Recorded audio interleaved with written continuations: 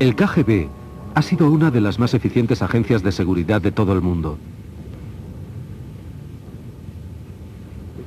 El KGB, el Comité para la Seguridad del Estado de la Unión Soviética de los primeros años, fue disuelto en 1991. Esta plaza moscovita, justo enfrente de los cuarteles generales del KGB, se llamaba Dzerzhinsky, en honor del primer jefe de seguridad bolchevique. Ahora ha vuelto a llamarse Lubianka, su nombre original.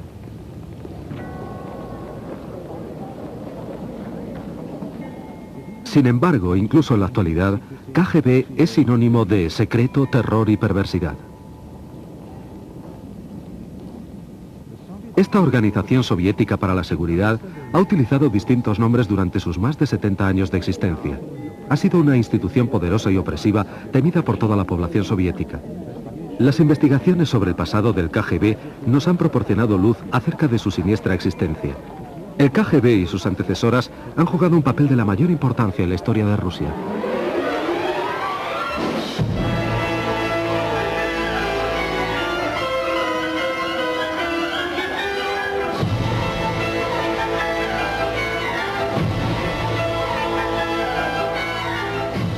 La historia del KGB. Los primeros años.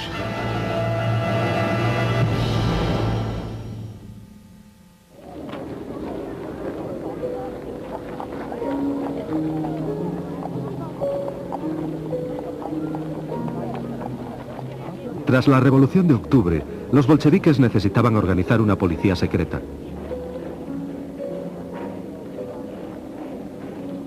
Su partido era pequeño e impopular y parecía obvio que podría perder el poder tan rápidamente como lo había conseguido.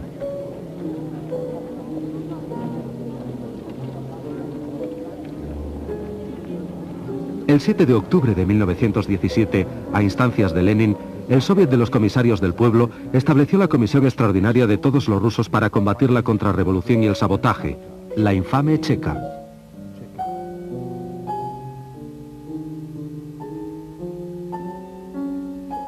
Félix Dzerzhinsky fue nombrado presidente de la misma.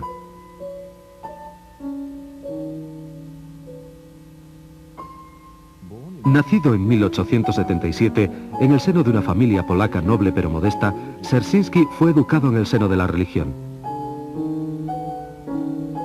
Antes de cumplir 20 años, se unió a los revolucionarios y fue arrestado y encarcelado numerosas veces. Fue elegido para el Comité Central Bolchevique en 1906 y era miembro del Comité Revolucionario Militar que estaba detrás de los sucesos de octubre de 1917.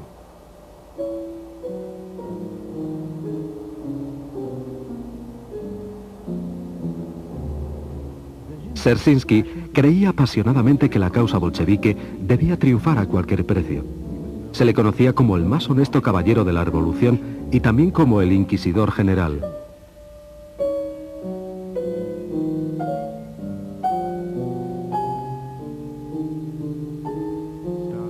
Stalin dijo de él: para la burguesía no existe un hombre tan odiado como el suyo.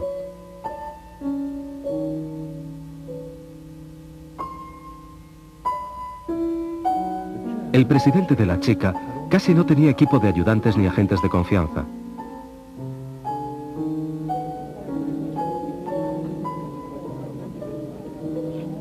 Solamente unos pocos de los primeros 20 hombres permanecerían dentro del círculo interior de Dzerzhinsky, entre ellos Jacob Peters,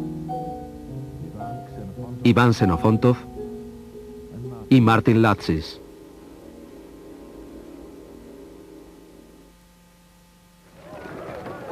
Los bolcheviques asignaron a la Cheka misiones de extrema importancia.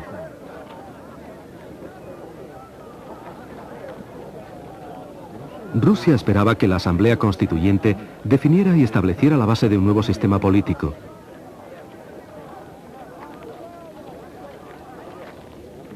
Muchas personas confiaban que así se podría acabar con el poder de los bolcheviques. Las facciones contendientes se preparaban para la lucha en el Parlamento.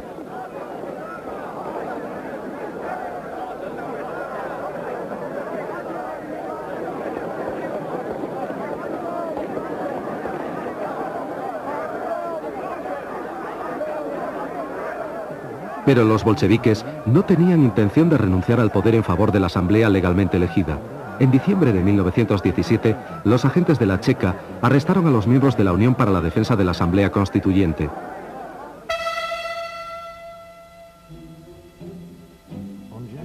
El 5 de enero de 1918, las tropas bolcheviques aplastaron una manifestación de sus seguidores.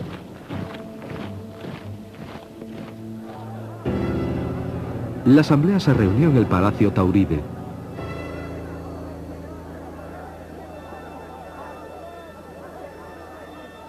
Al día siguiente, guardias dirigidos por agentes de la Checa encerraron a los delegados en el interior del edificio.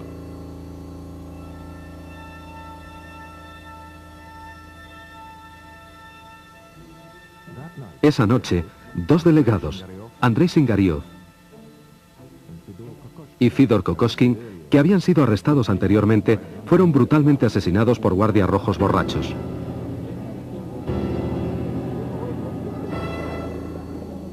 Los asesinatos conmovieron a todo el país y la Checa se vio obligada a arrestar a los dos asesinos. Pero de alguna manera se las arreglaron para soltarles sin castigo y el caso fue cerrado.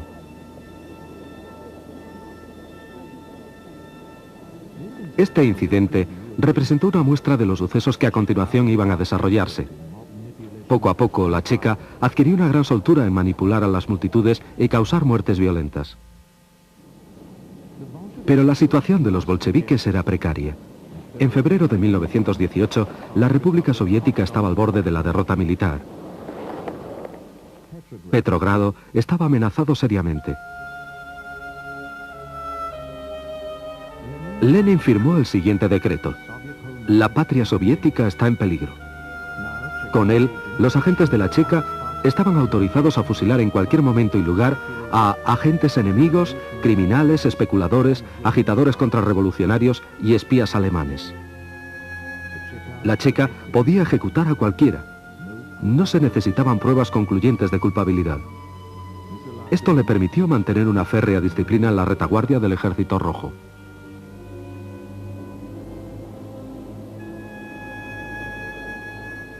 Algunos de los ejecutados eran criminales que no representaban ningún peligro para el régimen bolchevique. La gran mayoría eran oponentes políticos, un peligro mucho mayor para la revolución. El verano de 1918 fue un periodo particularmente violento en la lucha de los bolcheviques hacia el poder absoluto. Y una vez más, la Checa jugó un papel clave. El 4 de julio, se reunió en Moscú el quinto Congreso de los Soviets. La izquierda socialista revolucionaria, un partido político dirigido por María Spiridonova, criticó duramente a los bolcheviques. La Checa tomó represalias. El 6 de julio, Yakov Blyunkin, un miembro del partido de la izquierda socialista revolucionaria, que era también agente de la Checa, asesinó al conde Mirbach, embajador de Alemania. Lenin acusó a la izquierda socialista revolucionaria de intentar provocar una guerra contra Alemania.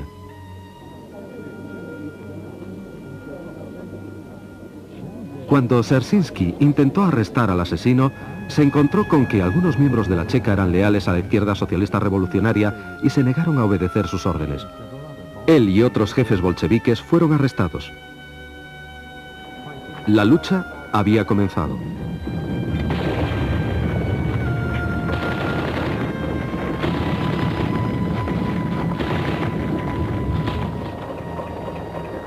La suerte contra los socialistas revolucionarios estaba echada. 2 días más tarde, refuerzos a las órdenes de Jakov Peters, adjunto a Dzerzhinsky, redujeron a los insurgentes y arrestaron a los dirigentes de la izquierda socialista revolucionaria. El asesino del embajador Mirbach tenía un largo futuro en la Checa.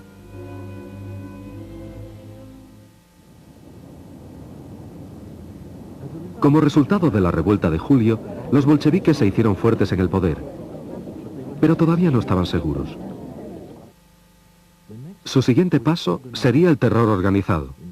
En palabras de Dzerzhinsky, un elemento absolutamente normal de toda revolución. Los bolcheviques esperaron a que se les presentara su oportunidad para lanzar el terror rojo.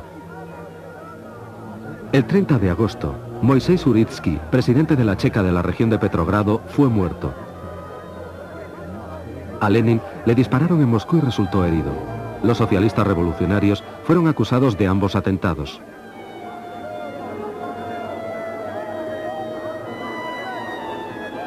La respuesta fue tan rápida y tan bien organizada que muchos historiadores creen que los asesinatos fueron orquestados por la Checa. Una hora después de que Lenin fuera herido, sin información fidedigna sobre el atentado, Yakov Sverdlov anunció que la clase obrera se vengará por medio del terror contra todos los enemigos de la revolución.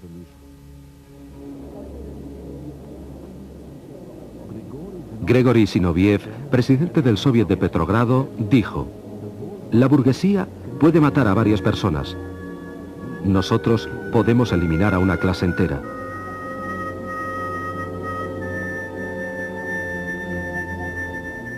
En Petrogrado, inmediatamente después de la muerte de Uritsky y de la declaración del terror rojo, 500 rehenes fueron fusilados. Una ola de ejecuciones barrió el país.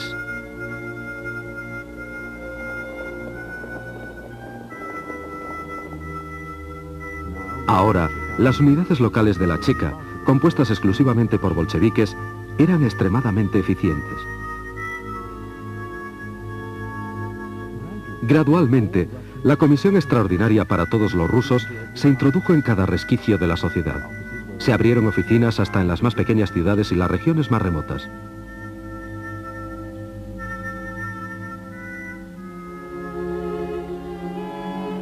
En febrero de 1919, Mikhail Kedrov dirigía el Departamento Especial para la lucha contrarrevolucionaria y el espionaje en el ejército y en la marina.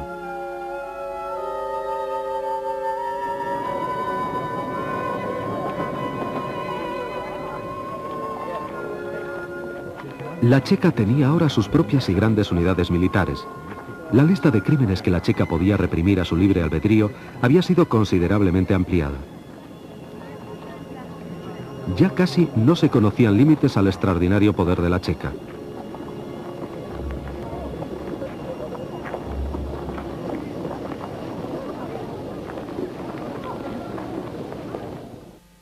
A principios de 1919, Dzerzhinsky y Stalin inspeccionaron conjuntamente el frente del Este. Estuvieron de acuerdo en la importancia de la policía secreta y se daban cuenta de su enorme potencial. Pero el miedo a la Checa no había conseguido paralizar todavía a los enemigos políticos de los bolcheviques. El 25 de septiembre de 1919, una potente bomba estalló en una céntrica calle de Moscú.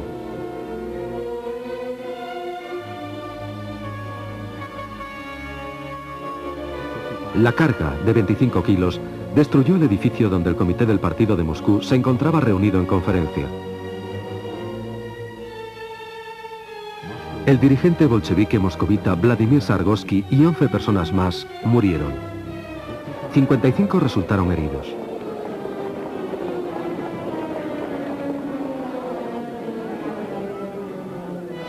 Trotsky y Kamenev ensalzaron a los muertos.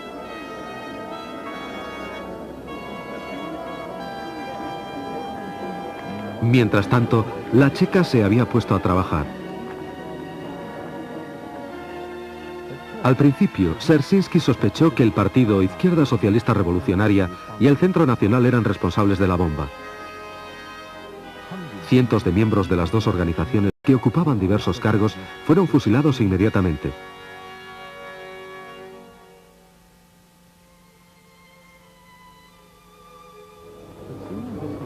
Pero pronto, los investigadores a las órdenes del jefe de la Checa de Moscú, Vasily Mantsev, descubrieron que el encubierto movimiento anarquista había sido el responsable.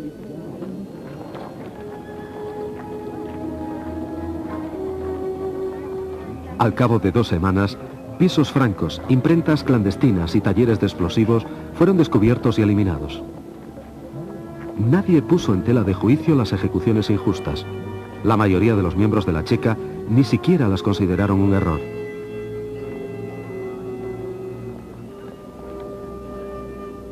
Incluso entre los bolcheviques, nadie se consideraba con las fuerzas suficientes para cuestionar a la Checa en público, aunque en privado comentaban que el eslogan «Todo el poder para los soviets» había sido cambiado por el de «Todo el poder para la Checa».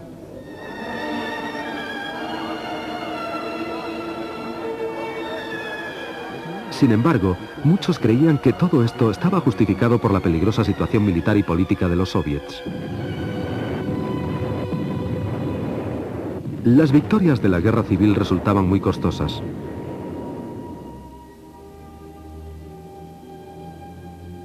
El descontento se extendía por todo el país y saltaba en cualquier lugar.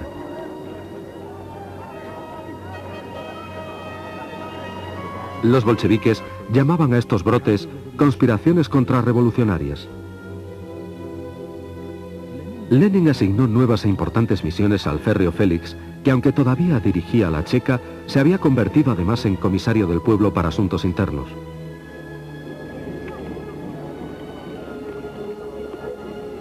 Al mismo tiempo, se hizo cargo del reclutamiento de trabajadores y presidía la comisaría de medios de comunicación.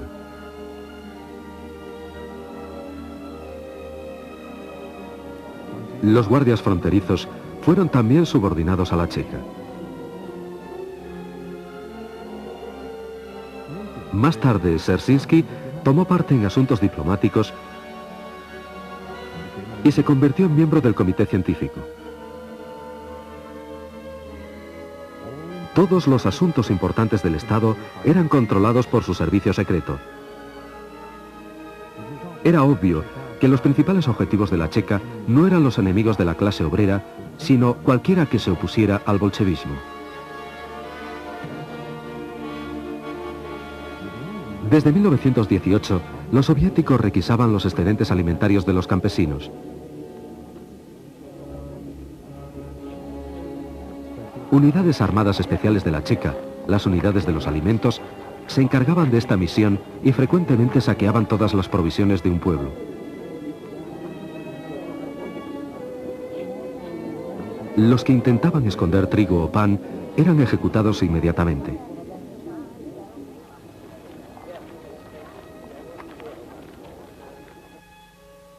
Las revueltas campesinas se hicieron frecuentes. En 1920 y 1921, los campesinos de la región de Tambov, conducidos por Alexander Antonov, iniciaron una guerra de guerrillas contra los bolcheviques.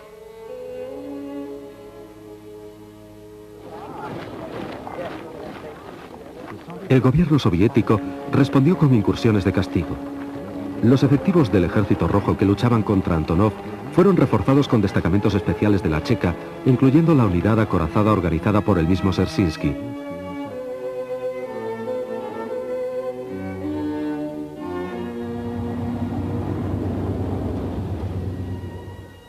Se tomaron como rehenes a las familias de los rebeldes.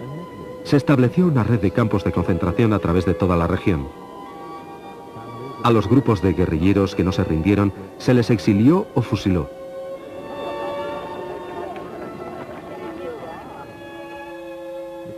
El punto álgido se alcanzó en el verano de 1921, cuando agentes de la Checa se infiltraron en los cuarteles generales de Antonov, sofocando sin piedad el levantamiento campesino.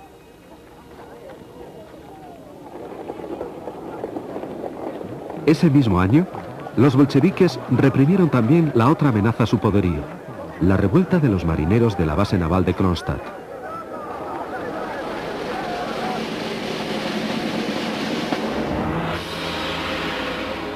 Cuando la Checa no podía reprimir a los marineros rebeldes, las unidades del ejército intervenían decidiendo el final de la resistencia.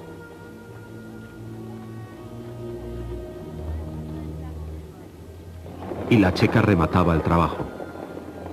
Muchos rebeldes fueron fusilados, otros fueron encarcelados o exiliados.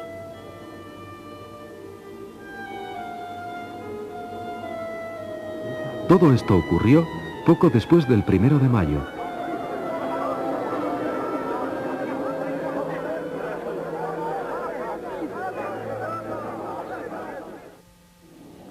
En 1921, Rusia atravesó una espantosa hambruna que causó la muerte de 5 millones de personas. La gente de la región del Volga llegó a comer hierba. Como se ha demostrado, se llegó incluso al canibalismo.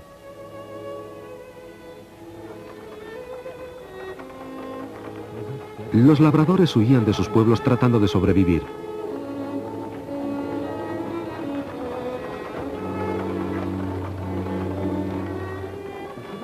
El mundo civilizado estaba conmovido y se dispuso a prestar ayuda.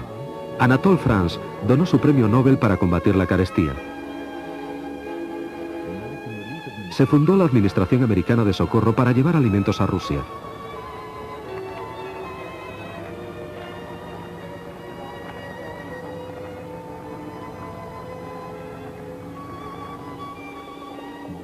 El explorador noruego del Ártico, Fridtjof Nansen, visitó las zonas azotadas por el hambre y pidió un esfuerzo para conseguir la ayuda necesaria. Pero la checa estaba convencida de que los esfuerzos de socorro solamente eran una excusa para espiar. Los miembros de la Administración Americana de Socorro eran constantemente vigilados por la checa, incluso en las reuniones oficiales.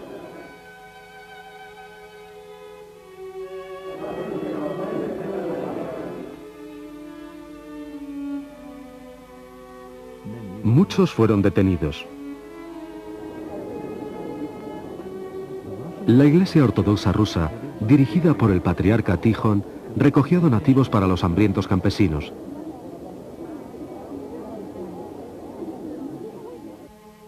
Pero los bolcheviques temían que su autoridad fuera menoscabada y prohibieron los esfuerzos de la Iglesia.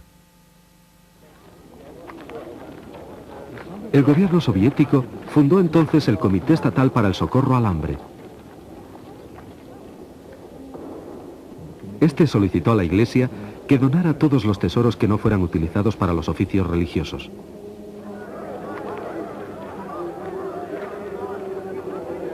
En realidad, esto representaba una maniobra auspiciada por la checa para adueñarse de todas las posesiones de la Iglesia.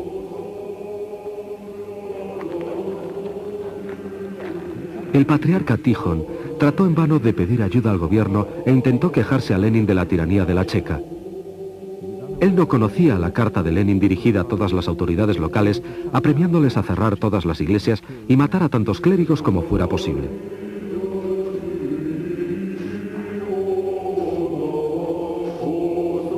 La insistencia del patriarca acabó con su arresto domiciliario y su posterior destierro al monasterio de Donskoy, donde murió en 1925 en fecha no determinada.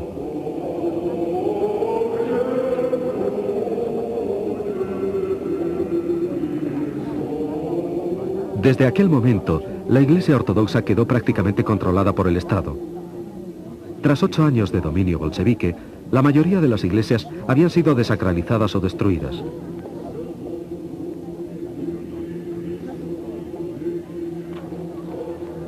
De las 96 iglesias de Petrogrado, solamente quedaban abiertas al culto 7. Los monasterios fueron reducidos a campos de labor para miles de religiosos socialmente extraños.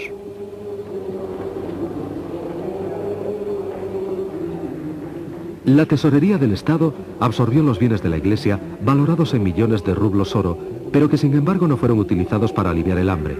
Los bolcheviques favorecieron otras empresas. Un tren especial de la Checa fue enviado desde Moscú a Siberia. Transportaba a agentes dirigidos por el mismo Dzerzhinsky para requisar alimentos. Sus ayudantes estaban autorizados para recolectar provisiones por cualquier procedimiento y llevarlas a la Rusia europea.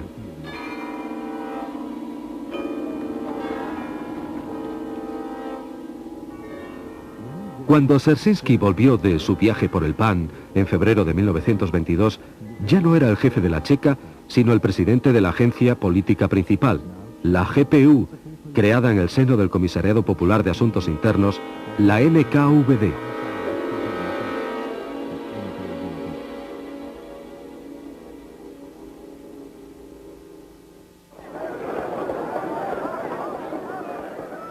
Cuando la guerra civil terminó, los bolcheviques deseaban proclamar que los poderes extraordinarios de la Checa ya no eran necesarios. La administración política era lo más importante.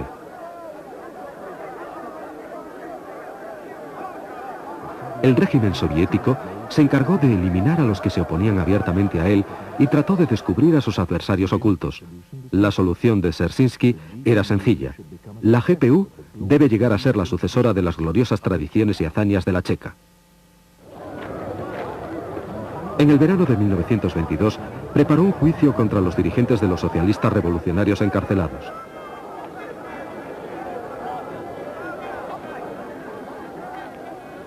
fue precursor de los juicios para la galería que Stalin llevó a cabo en los años 30.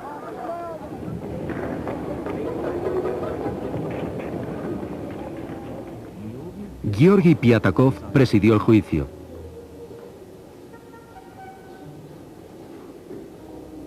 Nikolai Krylenko y Anatoly Lunacharsky fueron los acusadores. Los asistentes al alto tribunal eran en su mayoría agentes de la GPU vestidos de paisano.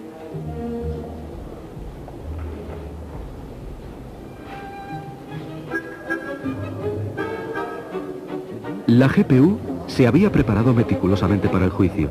Algunos acusados fueron inducidos a declararse culpables implicando a sus antiguos camaradas, miembros del Comité Central Socialista Revolucionario. Dos provocadores, Grigori Semyonov y Lidia Konopleva, se habían infiltrado en este grupo de colaboradores. Nikolai Bukharin, que era el defensor, estaba virtualmente controlado por la acusación.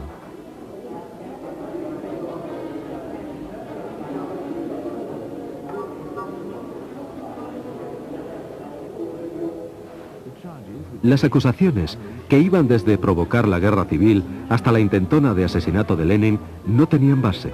Sin embargo, Krylenko solicitó la pena de muerte.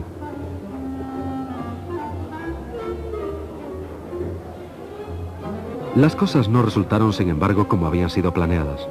Los que amañaron el juicio no estaban satisfechos. Los acusados no se asustaron y no confesaron. Rehusaron declararse culpables y acusaron al régimen bolchevique de tiranía y de torturar a los testigos.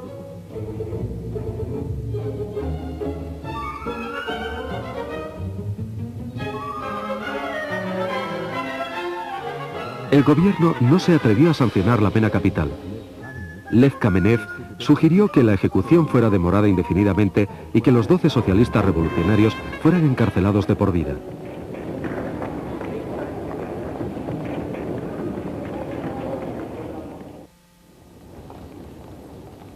Los socialistas revolucionarios resultaron un grave compromiso para la GPU, que había tenido mayor éxito con las actividades de la Comisión para la Mejora de la Vida de la Infancia, creada en 1921 y que había sido dirigida por el incansable Dzerzhinsky. De acuerdo con el comisario popular de educación Lunacharsky, Dzerzhinsky creía que el comisariado de educación era inadecuado y necesitaba la experiencia de la Checa.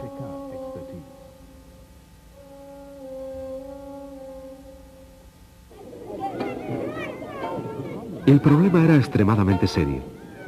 Las represalias de la guerra civil y las migraciones forzosas habían dejado un número impresionante de huérfanos. Había 6 millones de niños sin hogar ni familia vagando por los caminos de Rusia y aglomerándose en sus ciudades.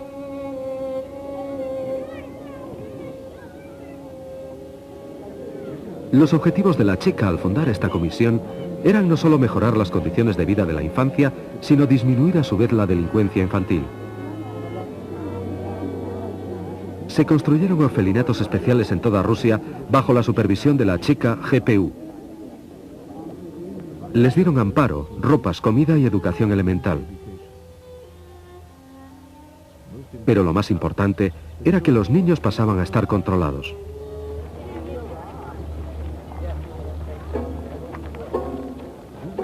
Los delincuentes juveniles fueron enviados a reformatorios donde la reeducación se llevaba a cabo por medio del trabajo.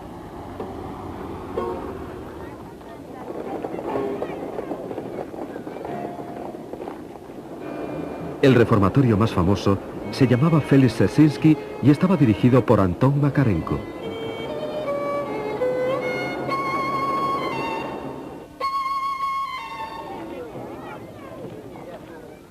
En diciembre de 1922, los soviets celebraron el 5º aniversario de su servicio secreto.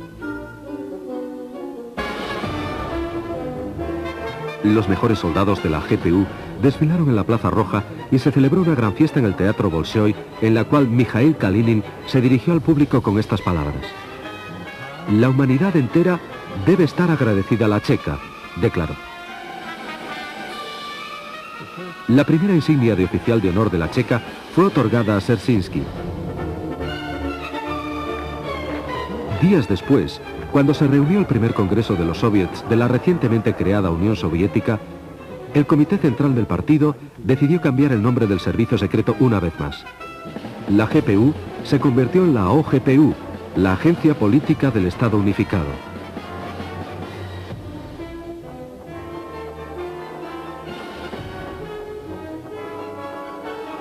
Esta organización debía vigilar no solamente a Rusia, sino a toda la Unión Soviética.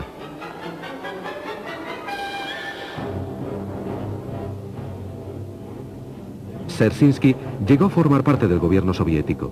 Desde aquel momento en adelante, las principales cabezas de la policía secreta pasarían a situarse en las más altas instancias de todos los organismos del Estado y del partido. En 1923, la OGPU tenía numerosos adversarios fuera de la Unión Soviética.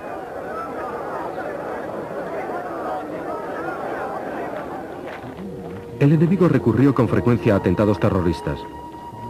El distinguido diplomático soviético Vlakov Borovsky fue tiroteado a quemarropa en Lausanne. En Rusia, la OGPU, famosa por sus métodos terroristas, deploró el asesinato y organizó una protesta pública contra el asesinato político.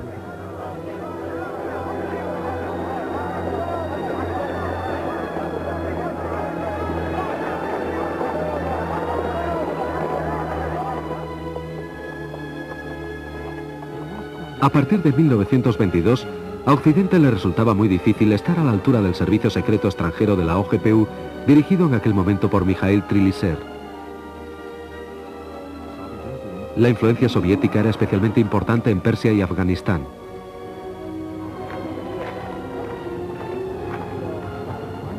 Pero el principal objetivo de la OGPU estaba dentro de la propia Unión Soviética.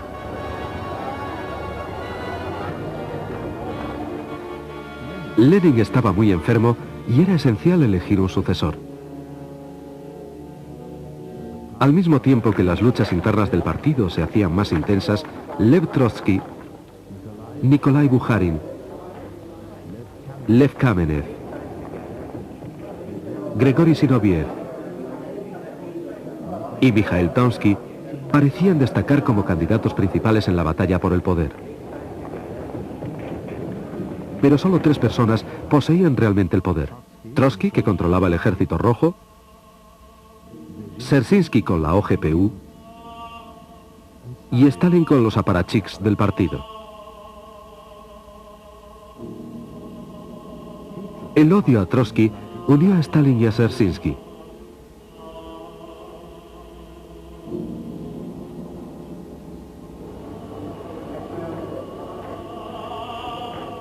En diciembre de 1923, Dzerzhinsky llegó a decretar que los seguidores de Trotsky eran enemigos del partido, sin lugar alguno posible en la OGPU.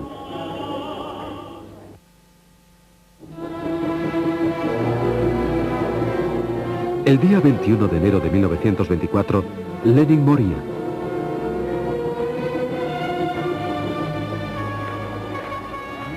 Durante los 6 días siguientes, mientras la muchedumbre soviética lloraba al dirigente bolchevique, el Comité Central del partido decidía quién se haría cargo del poder en el futuro. Dzerzhinsky presidía la comisión del funeral de Lenin.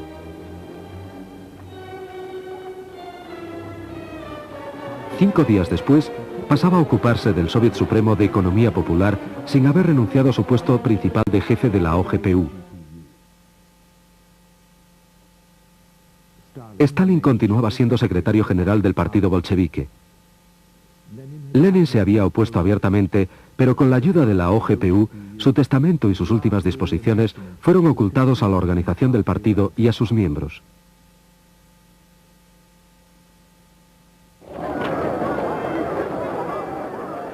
En 1924, esta agencia política se había convertido en una institución muy bien organizada, con cientos de miles de empleados, tanto oficiales como secretos, un gran número de servicios y departamentos y una gran cantidad de soldados que aventajaban a la mayoría de las unidades del Ejército Rojo, tanto en equipos como en entrenamiento.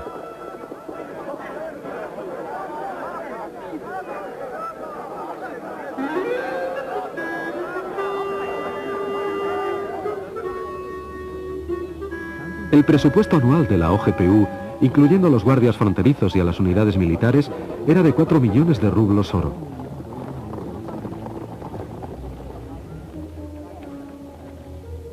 El servicio secreto extranjero tenía un presupuesto de 3 millones de dólares.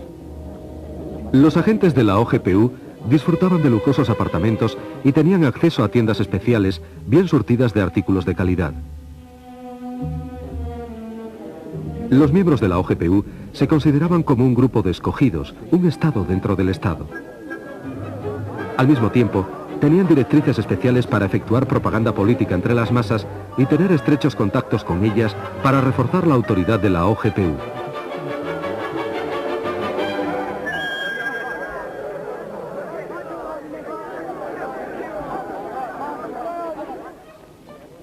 Dirigidos desde arriba, muchos organismos soviéticos suministraban auxilio a las distintas unidades de la OGPU.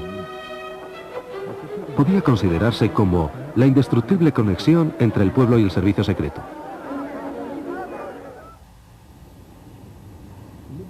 El generoso apoyo financiero y la gran experiencia permitieron al servicio secreto soviético llevar a cabo diversas operaciones que fueron coronadas por el éxito.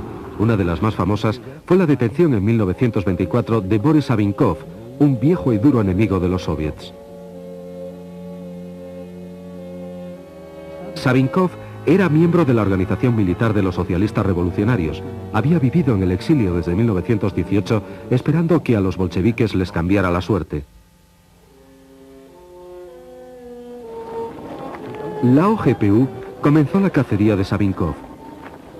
Entre 1921 y 1924, cientos de personas fueron arrestadas y acusadas de asociarse con él. Algunos traicionaron al jefe de los socialistas revolucionarios. Pero no se podía conseguir que Savinkov mordiera el anzuelo y volviera al territorio soviético. No, hasta que le fue ofrecida la jefatura de una organización secreta ficticia. El jefe del contraespionaje de la OGPU, Artur Artusov, supervisó la operación, cuyo nombre secreto era Sindicato 2. El agente de la OGPU, Andrei Fedorov, viajó al extranjero simulando ser un antibolchevique.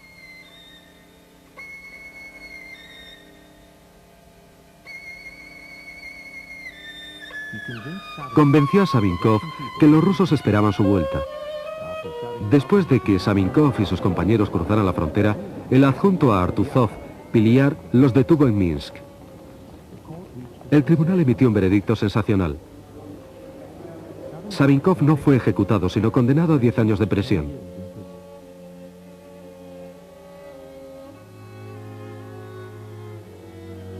Sin embargo, en mayo de 1925 se cayó de una ventana de su prisión. La OGPU dictaminó que había sido un suicidio.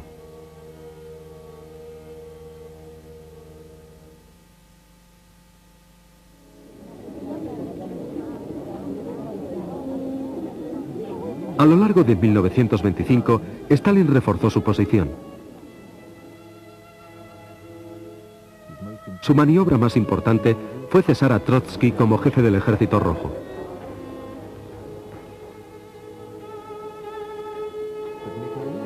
Pero Mijael Frunze, su sucesor, demostró que era demasiado independiente y poderoso para el gusto de Stalin. Ese mismo año, Frunze moría convenientemente durante una operación de cirugía. Se le había avisado de que no se operase, un hecho que nunca fue mencionado en los informes médicos que siguieron a continuación. Había existido una clara conexión entre la policía secreta y médicos corruptos. El mando del Ejército Rojo fue asignado a Kliment Voroshilov, que era acérrimo y leal seguidor de Stalin. Voroshilov había sido uno de los primeros agentes de la Checa.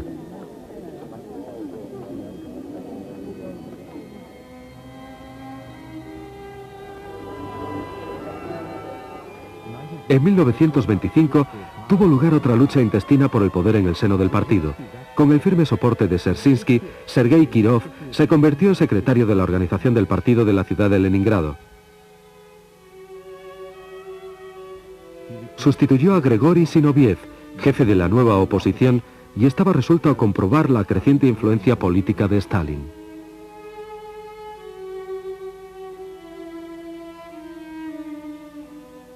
Muchos historiadores creen que en sus últimos años de vida, Dzerzhinsky recelaba cada vez más de Stalin.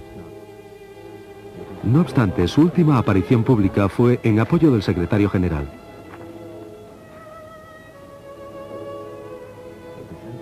En el pleno del comité del 20 de julio de 1926 se mostraría crítico ante los oponentes de Stalin, Georgi Piatakov y Lev Kamenev.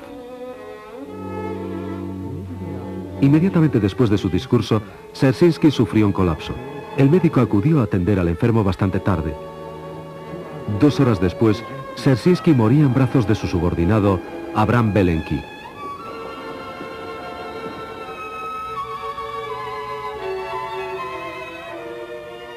El funeral de Dzerzhinsky representaba una ocasión importante para los bolcheviques.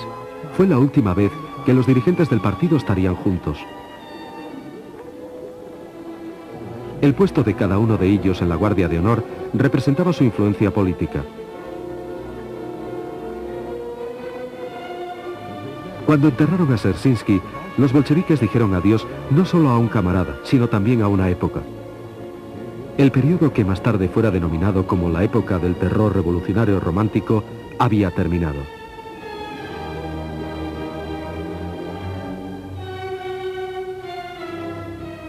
El 30 de julio de 1926, Vyacheslav Meszynski se convertía en presidente de la OGPU. Meszynski había nacido en 1874. Se licenció como abogado en la Universidad de San Petersburgo y se afilió a los bolcheviques en 1902. Después del golpe de octubre, Meszynski fue nombrado comisario popular de finanzas y después cónsul general en Berlín. En 1919 fue transferido a la Checa y llegó a ser posteriormente adjunto a Dzerzhinsky.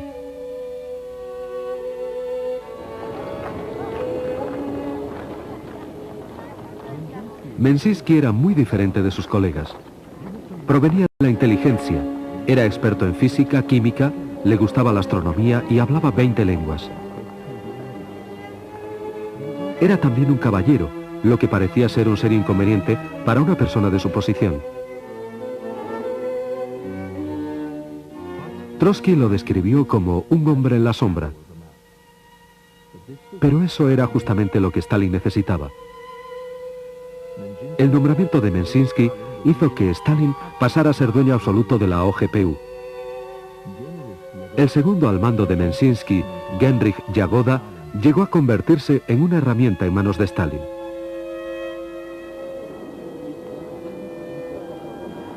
Stalin forjó su reino de terror utilizando a cada paso a la OGPU.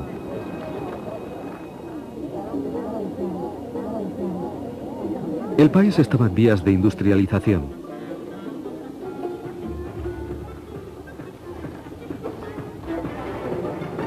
Los grandiosos planes y los caprichosos plazos de tiempo eran imposibles de alcanzar. La cuidadosa planificación de los proyectos de construcción y el duro trabajo de los obreros se desperdiciaban debido al caos, a la mala dirección y a la falta crónica de los suministros más necesarios.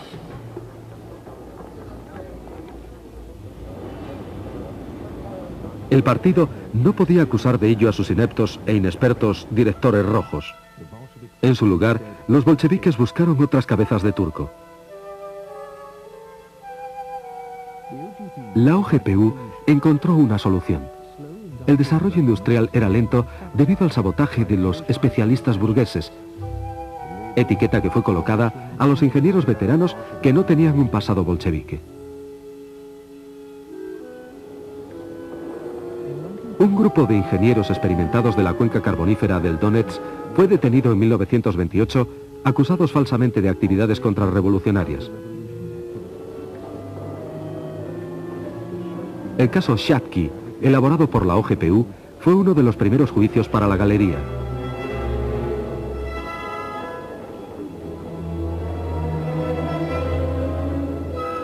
Stalin no estaba contento con los resultados. Solamente 16 de los 58 acusados se declararon culpables.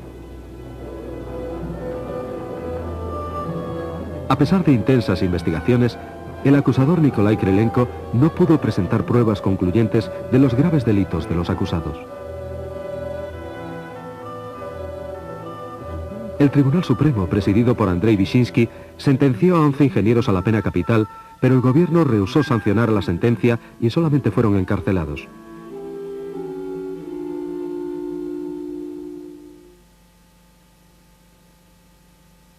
Durante 2 años, Krylenko y la OGPU montaron un nuevo caso. Ahora aparecieron saboteadores en todas las industrias soviéticas. Todas las empresas fueron purgadas. Todos los miembros de la oposición del partido y aquellos que no tuvieran un pasado proletario estaban perdidos.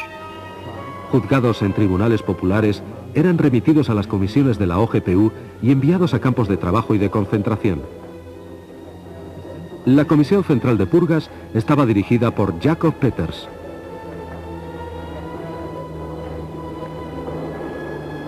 Más tarde, en los años 30, el figurado e inexistente partido industrial, el Prompartilla, fue cargado con las culpas. La OGPU corrigió sus primeros errores. Solamente había esta vez 8 acusados. Muchos de ellos confesaron humildemente falsos crímenes y fueron testigos de la acusación. El profesor Leonid Radmin, el supuesto dirigente del Prompartilla, y los otros 7 acusados habían sido forzados por la OGPU para que confesaran.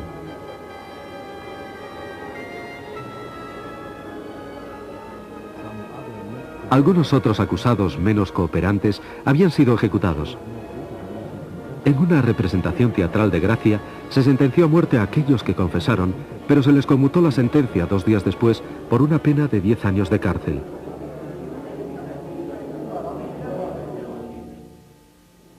Al mismo tiempo, los campesinos rusos fueron sometidos a duras represiones.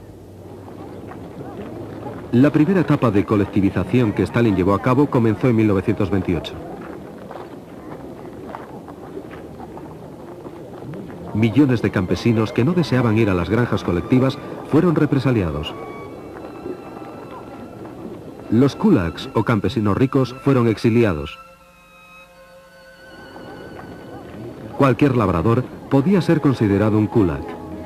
Estas acciones de represalia fueron disfrazadas como lucha contra los kulaks.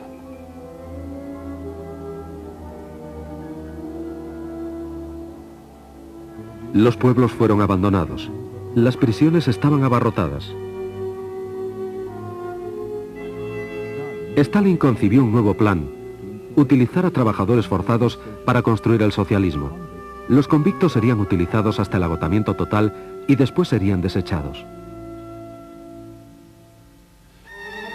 Las prisiones y los campos controlados por el Ministerio de Justicia estaban administrados por la OGPU. Este fue el origen del infame Gulag, la administración de los campos principales.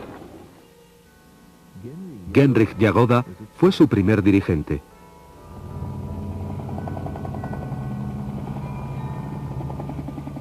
Solovki fue el campo de pruebas del Gulag. En 1923 se inauguró un campo de concentración modelo en la zona del monasterio Solovetsky. Desolado y en ruinas, estaba situado en unas islas a 40 kilómetros de la costa del frígido Mar Blanco. Durante los 6 meses de invierno no había contacto con tierra firme.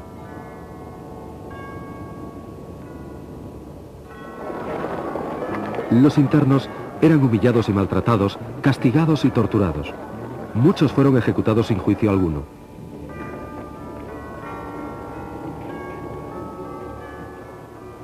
Los principios económicos en que se basaba el Gulag fueron puestos a prueba en Solovki: conseguir el máximo esfuerzo de trabajo al mínimo coste.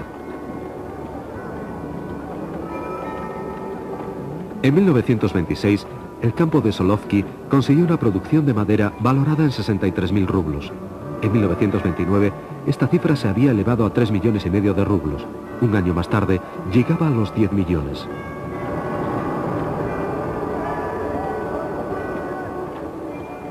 El número de convictos pasó de 3.000 en 1923 a 50.000 en 1930. La productividad aumentó 10 veces. Esta era la economía del Gulag.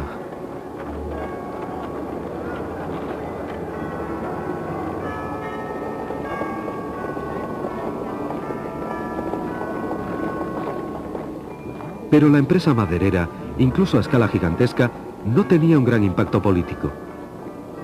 Stalin deseaba un proyecto monumental que se pudiera llevar a cabo fácilmente y a poco costo, que arrojara unos resultados impresionantes.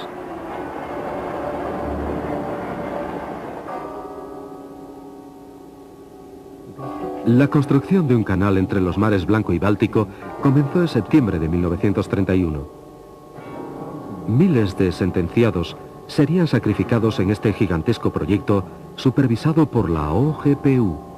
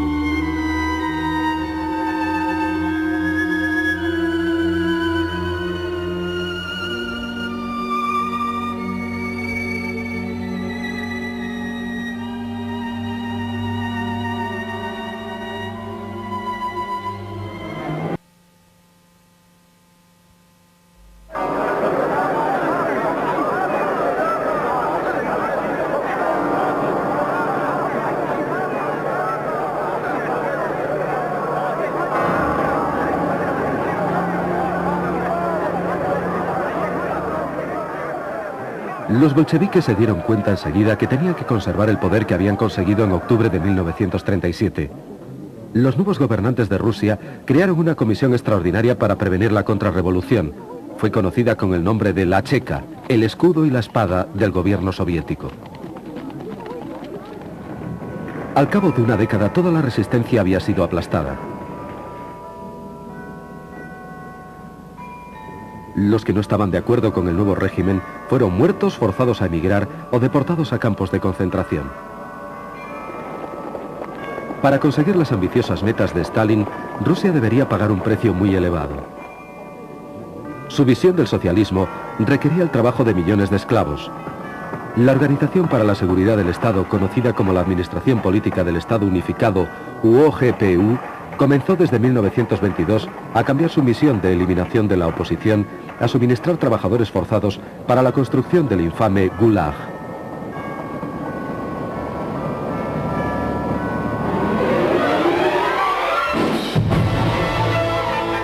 La historia del KGB. Segunda parte, los profesionales.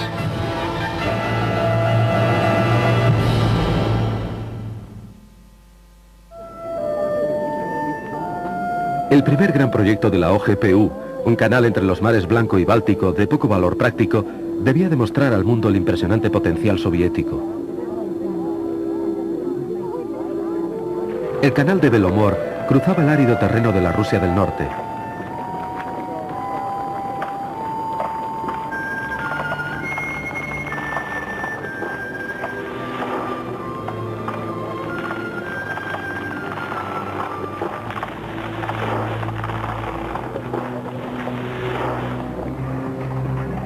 Millones de metros cúbicos de rocas y tierra fueron excavados a mano.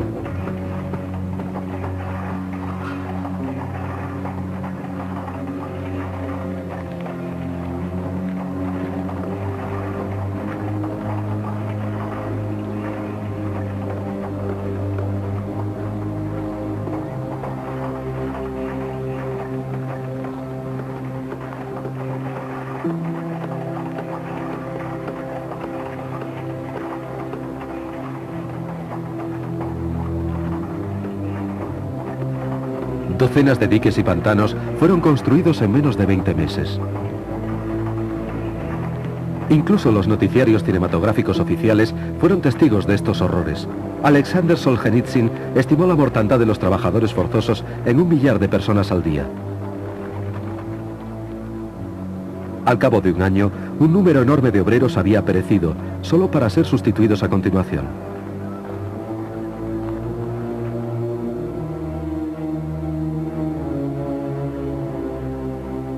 El canal fue terminado en el tiempo previsto.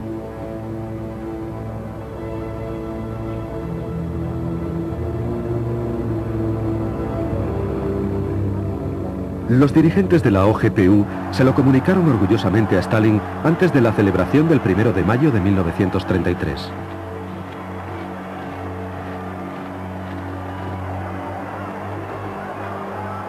El proyecto había sobrepasado todas las expectativas. Solamente se habían gastado la cuarta parte de los 400 millones de rublos presupuestados.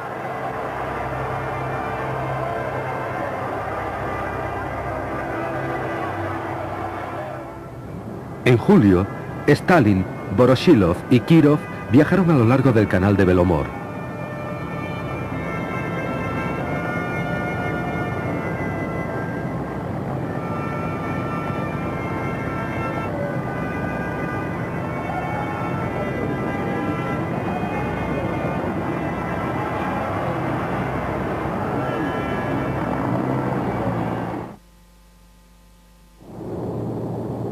La OGPU pasó a encargarse de otros proyectos. Desde 1932 a 1937 fue construido un canal de 130 kilómetros entre Moscú y el Volga. Las condiciones en las que se trabajaba eran ínfimas. Esta nueva ruta unía a la capital soviética con los 5 mares, pero a un costo humano desmesurado.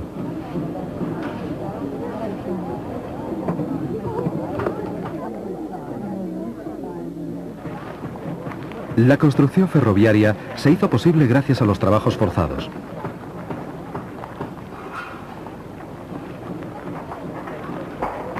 Los prisioneros del Gulag construyeron enormes complejos industriales en los Urales, Siberia y en el lejano norte.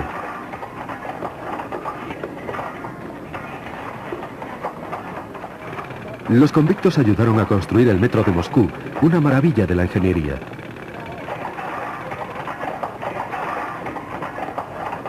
Los cortometrajes oficiales solamente mostraban a obreros entusiastas. Las revueltas llamaban poco la atención. En 1933, las condiciones de trabajo infrahumanas provocaron huelgas que fueron sofocadas por la OGPU.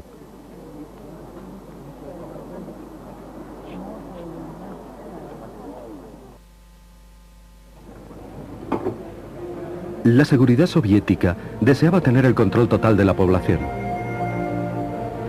La emisión de pasaportes domésticos en 1932 fue uno de los primeros pasos.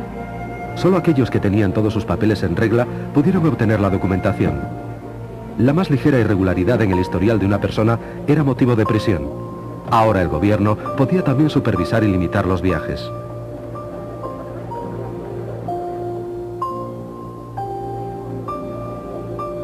No contentos con esto, se realizaron todos los esfuerzos posibles para regular el pensamiento y los sentimientos de la población soviética, en particular los de la inteligencia. Lenin había desdeñado la inteligencia llamándola más o menos basura. Desde los primeros días de la revolución en este estrato social había estado constantemente vigilado por la Checa. Los científicos, artistas, filósofos y escritores fueron los primeros en sufrir el exilio, la encarcelación y la ejecución.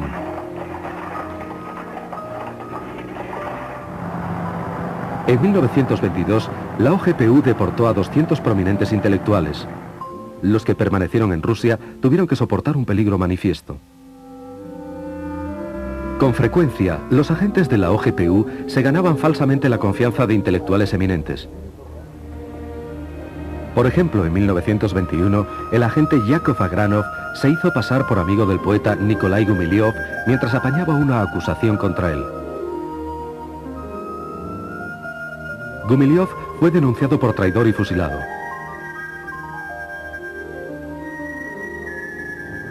Agranov se hizo entonces amigo de otro poeta, Vladimir Mayakovsky. En 1931, Mayakovsky supuestamente se suicidó.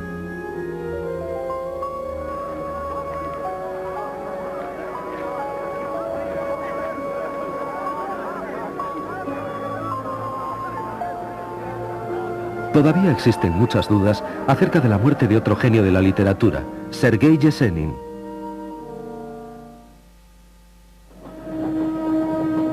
El escritor Máximo Gorki estaba también muy estrechamente vigilado por la OGPU.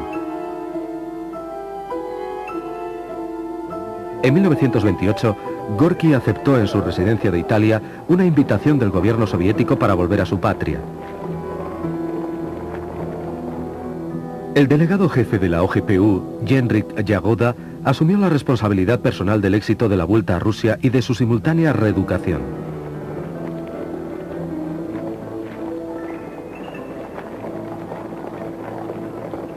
Todas las apariciones públicas de Gorki fueron preparadas por la OGPU.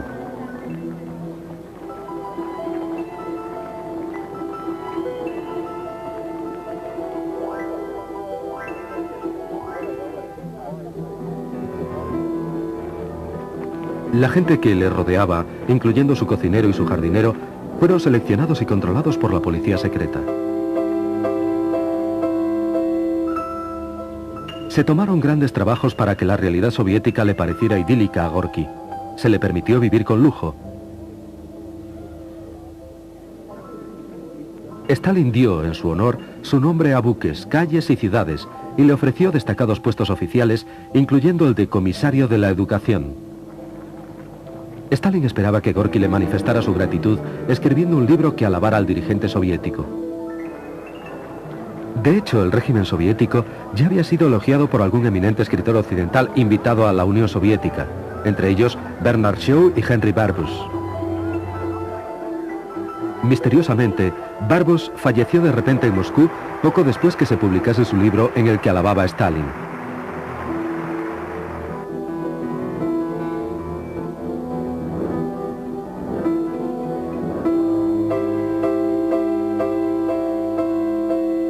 Pero Gorki no quería escribir un libro sobre el jefe del partido. A diferencia de los escritores extranjeros, él conocía las implicaciones del socialismo de Stalin. La colectivización de la agricultura acabó en una hambruna que se llevó, incluso en la estimación a la baja de la OGPU, 3,5 millones de vidas. Entre Stalin y Gorki comenzó a crecer la tensión. El escritor fue aislado. No se le permitía salir de la Unión Soviética. En 1934, Gorki sucumbió a las presiones y aceptó a dirigir la Unión de Escritores Soviéticos que estaba manejada por el partido.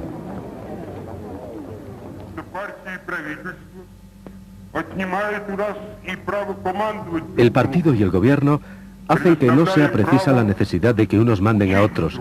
En su lugar, nos garantiza el derecho a la enseñanza. Enseñar significa intercambiar experiencias, solo eso.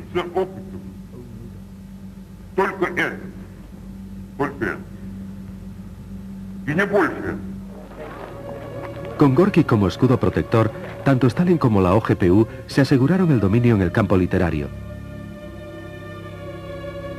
Más de la tercera parte de los 600 delegados del primer Congreso de Escritores Soviéticos fueron víctimas de los horrores de la policía secreta.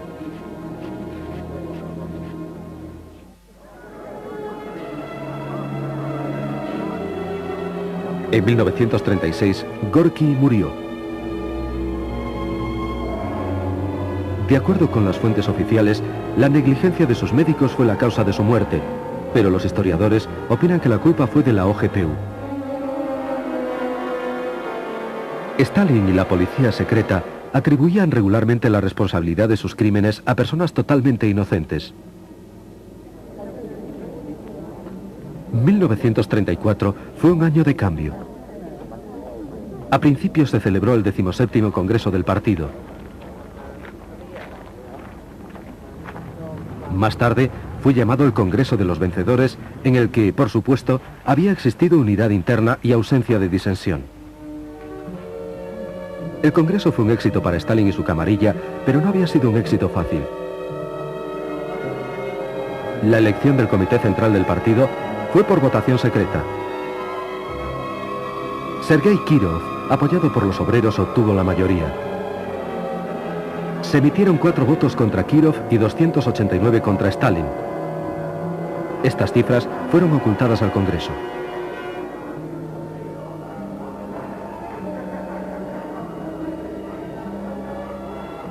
Stalin llevó a cabo un fraude masivo falsificando los resultados. Solo se contabilizaron 3 votos contra Stalin.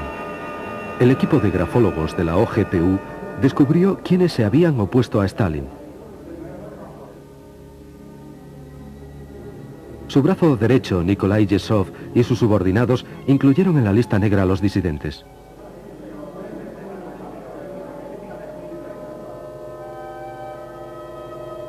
Poco tiempo después, el presidente de la OGPU, Vyacheslav Mesinsky, murió. Fue enterrado con honores. Su equipo y muchos miembros del partido sospecharon que había sido envenenado por su adjunto, Yagoda. Stalin acusó de la muerte de Mesinsky a los seguidores de Trotsky. Genrikh Yagoda fue nombrado nuevo presidente. En 1934, Yagoda tenía 43 años. De aprendiz de grabador, había llegado a convertirse en un revolucionario profesional. Su boda con la nieta de Yakov Sverdlov le había asegurado un rápido ascenso en la jerarquía del partido. Se había afiliado a la Checa en 1920. Como adjunto de Mesinsky, había supervisado todas las operaciones domésticas de la OGPU. Stalin nunca puso en duda la lealtad de Yagoda. Este recibió el control no solo de la OGPU, sino también de la policía, de la Guardia Fronteriza, de los campos de concentración, prisiones y bomberos, todos ellos subordinados a una organización de reciente creación. El Comisariado Popular de Asuntos Interiores, la NKVD. La información pública acerca de las actividades de la NKVD estaba restringida. Se efectuaron llamamientos recabando el apoyo popular para la NKVD.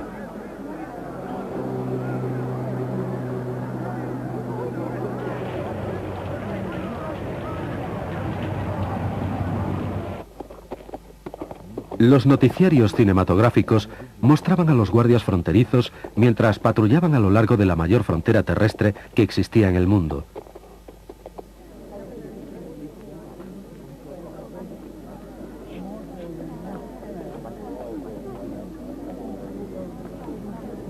Todas las demás actividades permanecían secretas. Una de las primeras acciones de Yagoda fue establecer conferencias especiales, organismos punitivos con autoridad para firmar sentencias de muerte sin llegar a ver al acusado.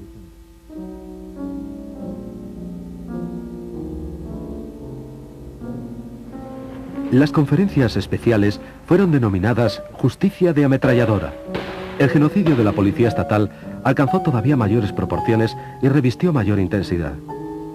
Stalin necesitaba un pretexto para lanzar la más gigantesca campaña de terror de la historia. El 1 de diciembre de 1934 lo consiguió por fin. Sergei Kirov fue herido mortalmente en los cuarteles generales del partido en Leningrado.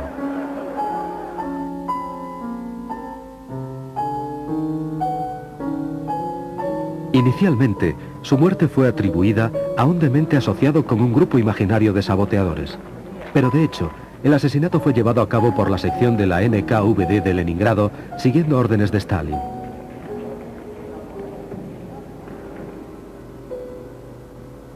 Las pruebas de que un matón de la NKVD había sido el autor de los disparos desaparecieron cuando todos los posibles testigos del asesinato fueron ejecutados. Posteriormente, Stalin acusaría a sus principales oponentes políticos, Grigori Zinoviev y Lev Kamenev, de la muerte de Kirov.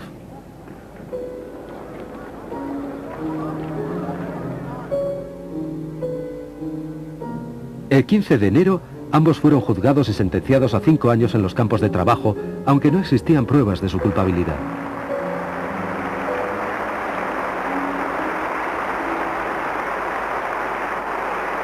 La época del terror había comenzado.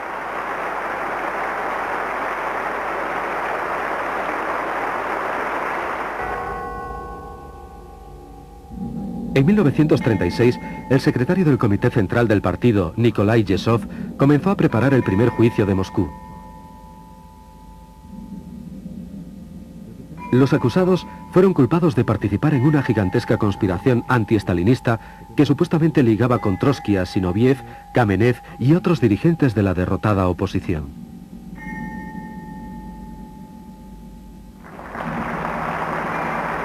El juicio de agosto de 1936 terminó con la pena de muerte para todos los acusados.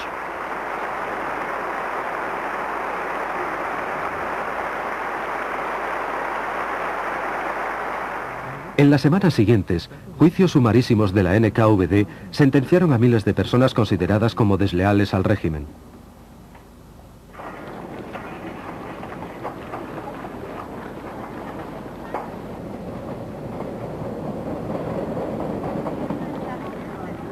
Muchos comunistas extranjeros que vivían en la Unión Soviética fueron arrestados.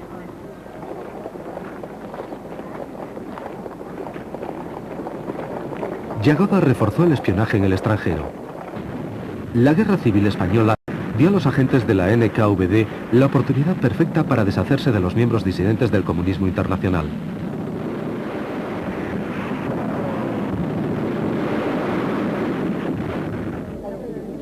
Aquellos comunistas extranjeros que se habían opuesto a Stalin y que temerariamente habían marchado como voluntarios a luchar en España fueron identificados y secretamente ejecutados durante las hostilidades. En la segunda mitad de 1936, obedeciendo una orden de Stalin, la NKVD se preparó para el segundo juicio de Moscú. Los arrestados fueron acusados de ser dirigentes de una organización paralela. Supuestamente, la organización había estado preparando el lanzamiento de una campaña de terror en caso de que la conspiración de Zinoviev y Kamenev fallara. Entre los 17 acusados estaba Grigori Sokolnikov, un antiguo ministro de Finanzas.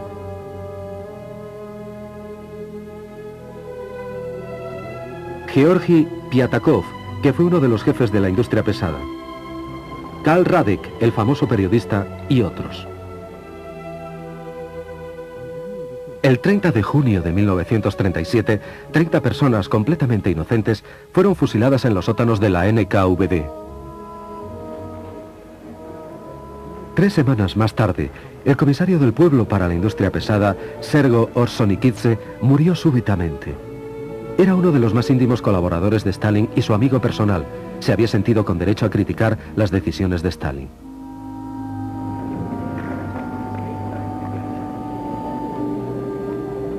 La ausencia de Yagoda en el funeral de Orsonikidze demostró públicamente la pérdida de su influencia. En octubre de 1936, el jefe de seguridad había sido degradado al rango inferior de comisario de comunicaciones.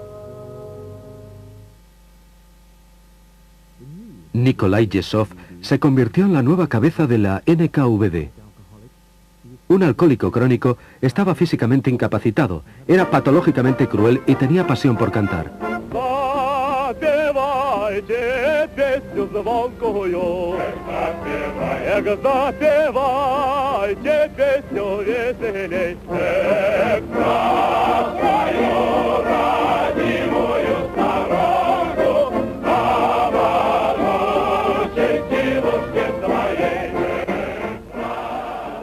El periodo más espantoso de la historia soviética había comenzado.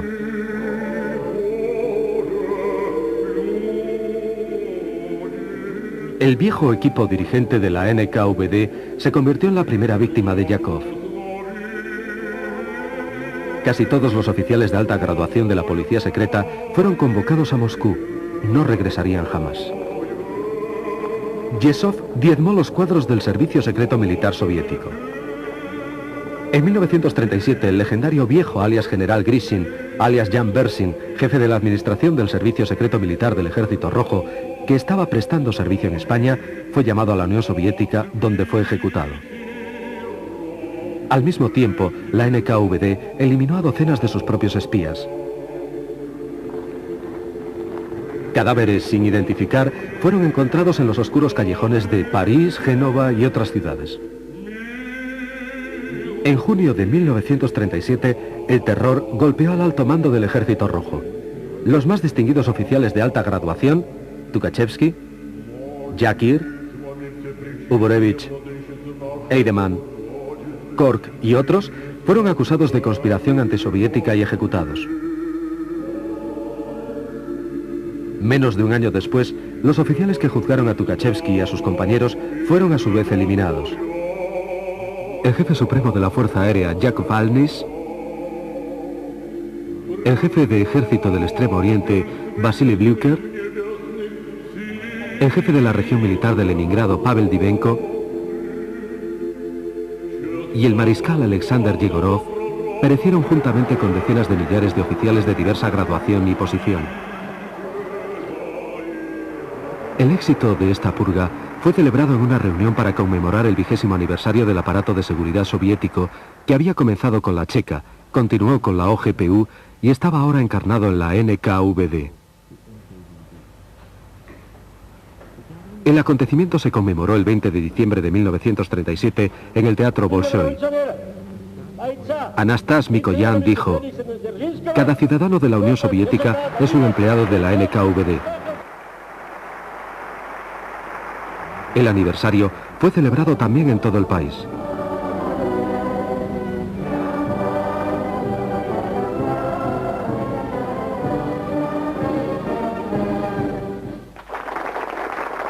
Yezhov fue galardonado con la Orden de Lenin.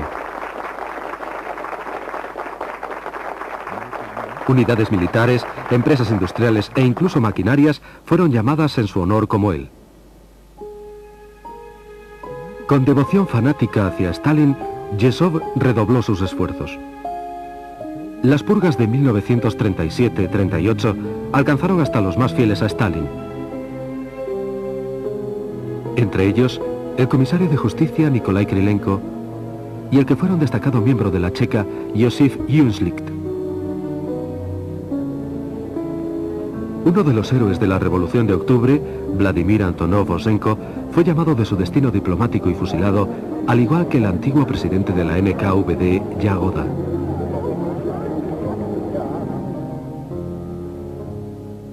Yagoda era el principal testigo y colaborador de los crímenes de Stalin, incluyendo el asesinato de Kirov. Cuando a Stalin le fue imposible evitar las sospechas públicas del asesinato, hizo recaer la culpa en la NKVD dirigida por Yagoda. Súbitamente, se relacionó a Yagoda con Trotsky y se le hizo responsable de las muertes de Mesinsky y Gorky.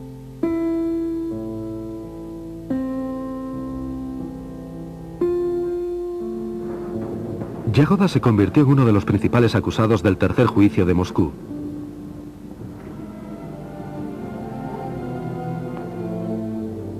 Junto a él estaba el teórico y miembro del Politburó Nikolai Bukharin, el jefe del gobierno soviético Alexei Rykov, el secretario del Comité Central Nikolai Kresinsky, antiguo adjunto a Lenin,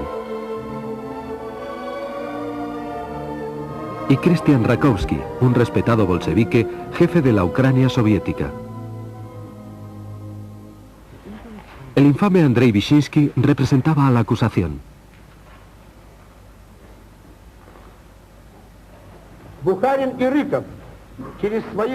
Bukharin, Rykov y sus cómplices han estado suministrando sistemáticamente información a diversos servicios secretos extranjeros. Espías alemanes y polacos han acudido como moscas alrededor de Yagoda, y él no solo los ha protegido, sino que ha espiado para ellos. Como fiscal, Vyshinsky se basaba en denuncias en lugar de hacerlo en hechos probados. La NKVD se encargaba de forzar las confesiones. Sus agentes empleaban las más espantosas torturas sin necesidad de autorización.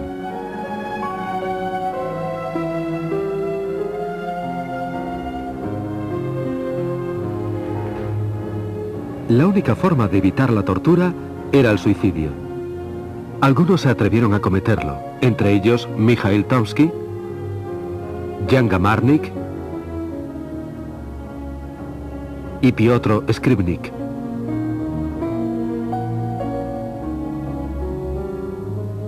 Bukharin, Rykov y los otros acusados del tercer juicio de Moscú fueron condenados. Todos fueron pasados por las armas como enemigos del pueblo.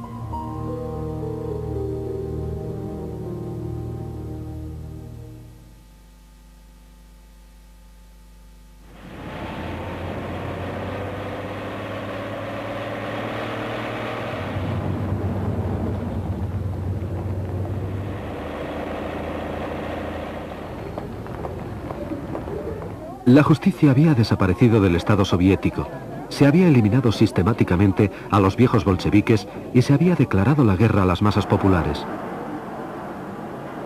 El futuro de cada individuo era peligrosamente incierto. La NKVD podía arrestar a cualquiera en cualquier parte y a cualquier hora.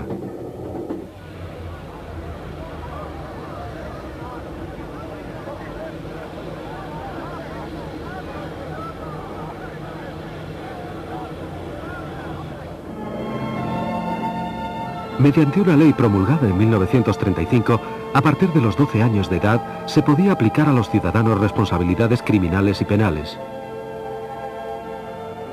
Los niños podían ser encarcelados o condenados a muerte.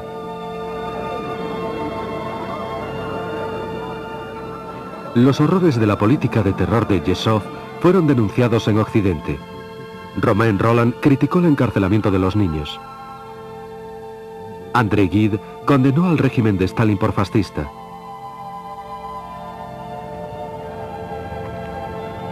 Incluso Herbert Wells, que siempre había simpatizado con la causa soviética, no pudo ya seguir emitiendo juicios favorables a la misma. Pero Stalin todavía tenía aliados. Leon Feuchtwanger, que visitó la Unión Soviética en 1937, escribió una oda al dirigente soviético. Mi primera impresión es la de que Stalin es una persona sencilla.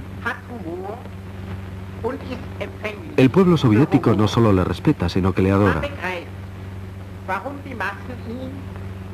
Nadie podría tener más mérito para ser el representante de 170 millones de personas.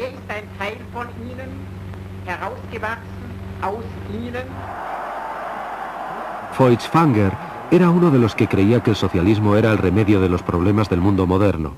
Él prefería a Stalin mucho antes que a Hitler.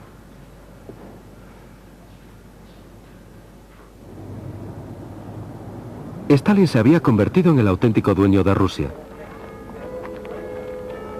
Para él, el terror era una herramienta de uso común para la administración del Estado. Pero necesitaba nuevos ejecutores porque ya iba siendo hora de eliminar a los testigos de sus más recientes crímenes.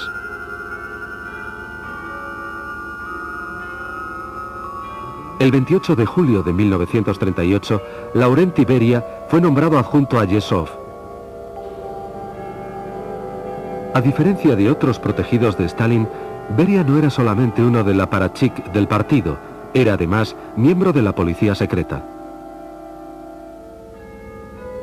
En los años 20, su falsedad, insidia y fenomenal energía permitieron a Beria labrarse una rápida carrera en la Checa de Georgia.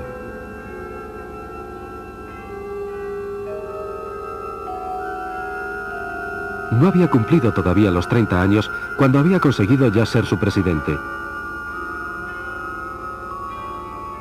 En 1929 fue nombrado plenipotenciario de la OGPU para toda Caucasia.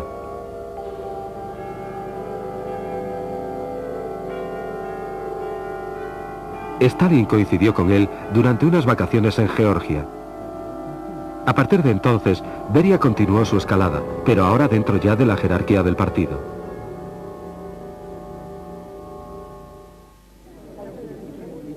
En 1931 fue nombrado primer secretario del partido en Georgia y en solo 5 años pasó, en palabras de Stalin, a establecer el orden propiamente dicho en la República.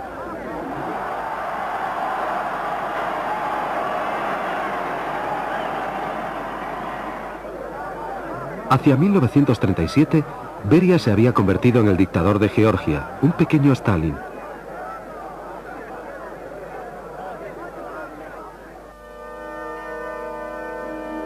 Se deshizo de todos sus oponentes, entre ellos del favorito de Stalin, Néstor Lakova, dirigente de la autonomía de Abjasia.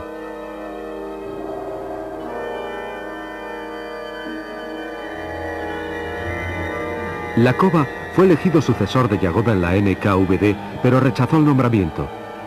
No deseaba abandonar Abjasia, prefirió quedarse para luchar contra Beria por el dominio de Transcaucasia.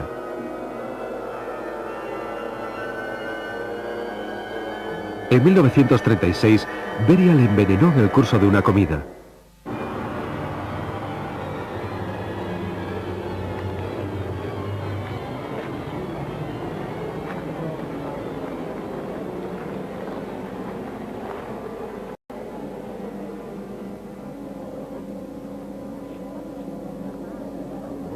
Al año siguiente, todos los parientes de Lakova habían sido eliminados.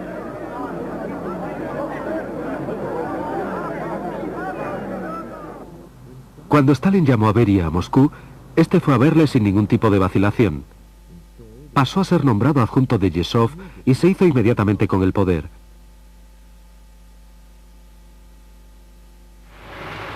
El 9 de diciembre de 1938, la prensa anunció su nombramiento como jefe de la NKVD. Yesov, como su predecesor Yagoda, fue denunciado y desapareció, así como los miembros de la NKVD que habían estado a sus órdenes, los mismos gloriosos hijos de la madre patria, como recientemente habían sido llamados en el Kremlin.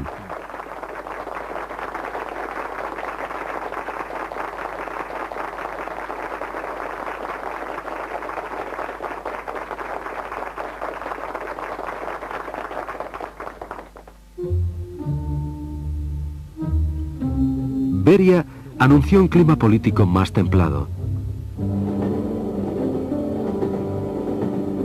Varias docenas de prisioneros del Gulag fueron liberados, entre ellos Konstantin Rokossovsky,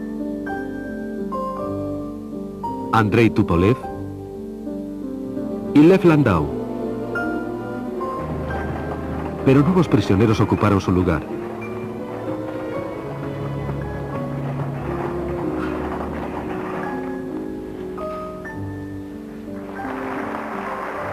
Entre las últimas víctimas de Stalin estaba su reciente favorito, el jefe del Komsomol, Alexander Kosarev. Para la juventud soviética, no existe nada más valioso que nuestro gran partido comunista bolchevique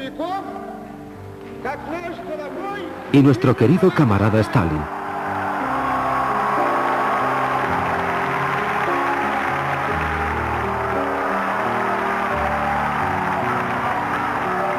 Kosarev, el espíritu de la lealtad, fue repentinamente condenado porque el Komsomol había fallado a la NKVD no entregándole enemigos. En noviembre de 1938, Beria en persona fue a arrestarle a su casa. 3 meses más tarde, Kosarev fue ejecutado. Entre las víctimas de Beria se incluyeron el director de teatro Vsevolod Meyerhold, acusado de apoyar a Trotsky y de espionaje a favor de 4 naciones. Nunca volvió de la prisión.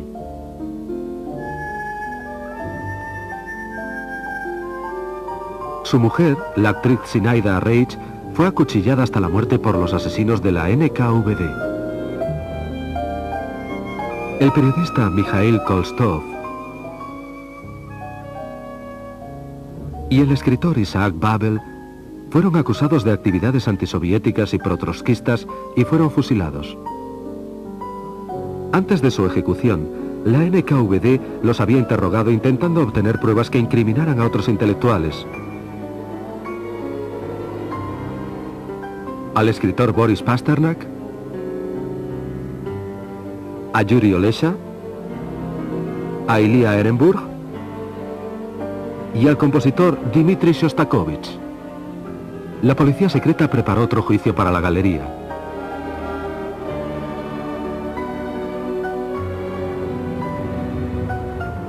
El clima político más templado de Beria no acabó con las torturas de los prisioneros. Beria participaba en ellas personalmente. Calladamente, los camiones encargados del reparto del pan se llevaban los cadáveres de los que habían perecido al crematorio. Sus cenizas eran esparcidas por los campos de una granja colectiva cercana a Moscú.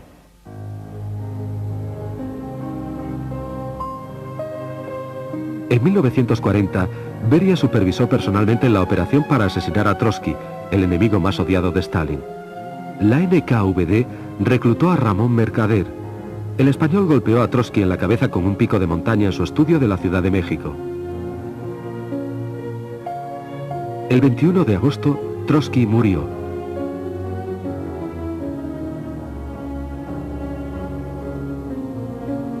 Después de que Mercader hubiera cumplido 20 años de prisión en una cárcel de México, le fue otorgada la Estrella de Oro de Héroe de la Unión Soviética. Murió en Cuba en 1978 y fue enterrado en Moscú con el nombre de Ramón Ivanovich López.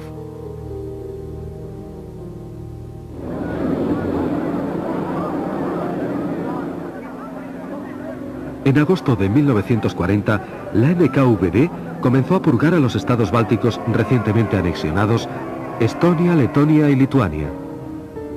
En octubre, todos los sospechosos de albergar sentimientos antisoviéticos fueron exiliados. Otros más le siguieron en 1941 y de nuevo otra vez en 1944. En total, más de 700.000 personas.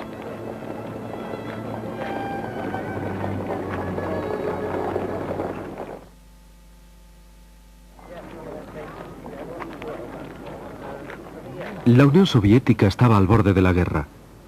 El servicio secreto militar era el área de responsabilidad del comisario de defensa Semyon Timoshenko, pero era Beria quien tenía la información más actualizada sobre la próxima invasión nazi. Él y Stalin fueron los responsables de la catástrofe militar de 1941. Stalin rehusó enterarse de los planes de ataque de Hitler y Beria ignoró intencionadamente la evidencia que en aquellos días iba en aumento. Incluso pocas horas antes del asalto nazi, Beria se quejaba ante Stalin de que los espías estaban tratando de sembrar el pánico.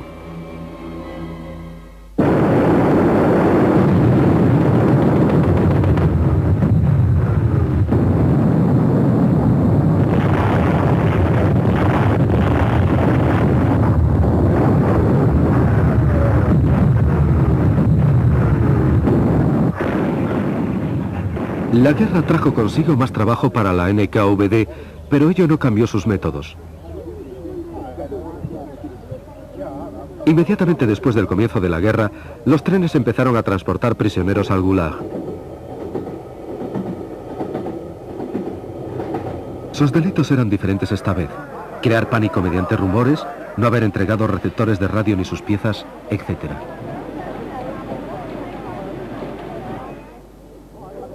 También se encarceló a soldados que habían sobrevivido a asedios.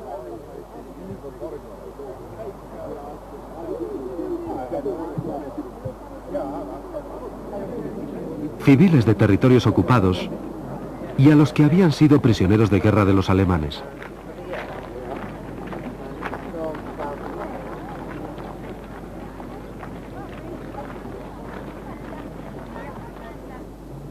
Grupos étnicos enteros del interior de Rusia fueron acusados de colaboración con los alemanes.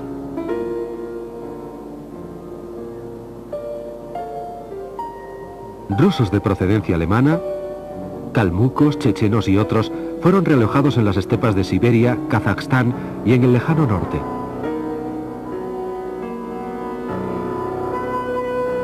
Fueron seguidos en 1944 por los tártaros de Crimea.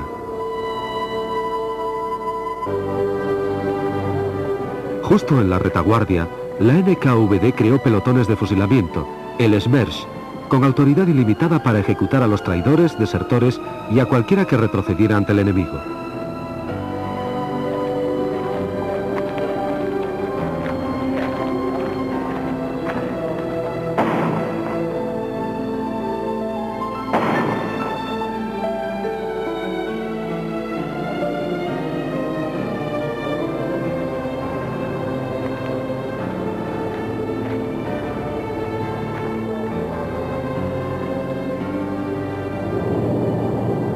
La NKVD también tenía unidades de combate. Batallones de sabotaje operaban detrás de las líneas enemigas.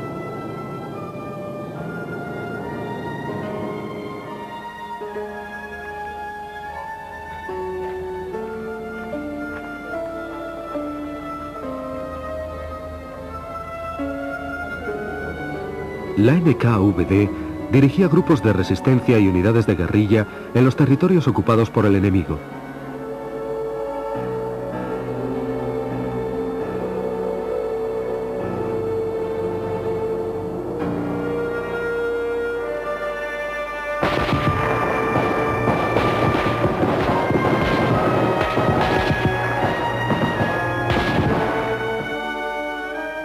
En 1943, los alemanes descubrieron una tumba colectiva de oficiales polacos en el bosque de Katyn, cerca de la ciudad de Smolensk.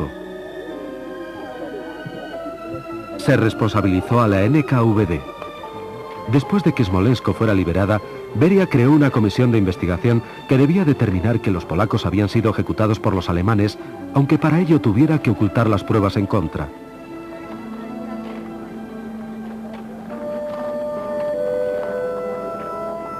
En aquellos momentos, los aliados occidentales no deseaban poner en peligro sus relaciones con la Unión Soviética y pasaron por alto el caso. Solamente documentos recientes de los archivos de la NKVD demuestran, más allá de toda duda, que los oficiales polacos fueron asesinados en 1940 por orden directa de Beria.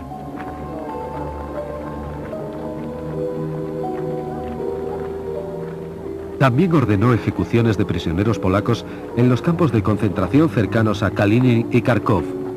Un total de más de 22.000 oficiales polacos murieron. Cuando la guerra se acercaba a su final, había más de 2 millones de prisioneros de guerra alemanes en Rusia. La NKVD tenía que utilizar esta fuente de mano de obra. Pero solo representaba una fracción de los trabajadores forzosos que se emplearon en los proyectos de construcción más urgentes y difíciles. La mayoría eran convictos soviéticos. Su número aumentaba constantemente. Prisioneros de guerra que volvían de los campos de concentración alemanes eran enviados al Gulag.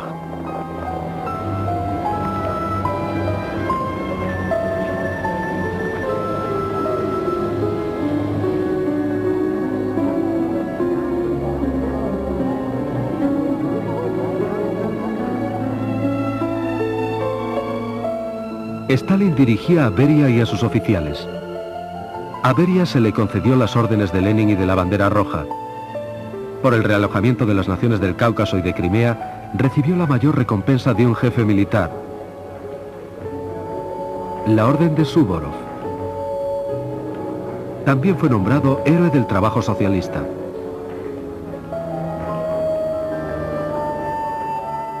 Poco después de la guerra, Beria, que solamente había ido al frente 2 veces, fue ascendido a mariscal de la Unión Soviética.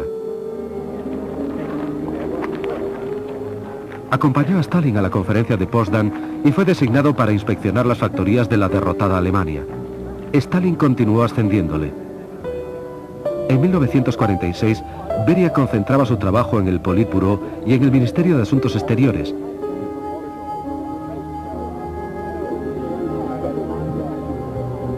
Al mismo tiempo, encabezaba el Ministerio de la Seguridad del Estado. Se le encomendó supervisar la investigación nuclear.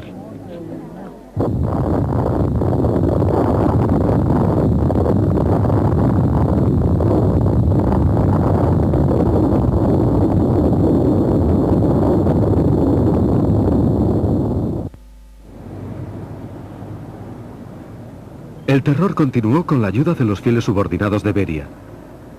Dekhanosov, Goglidze y Merkulov.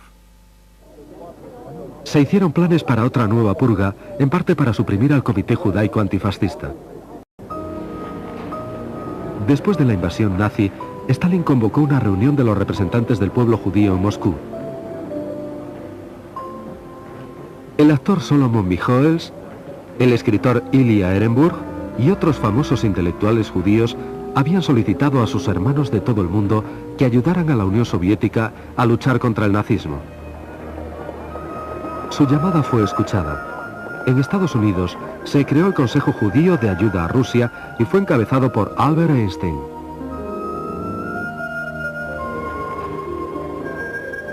Después de la guerra el comité ya no era necesario.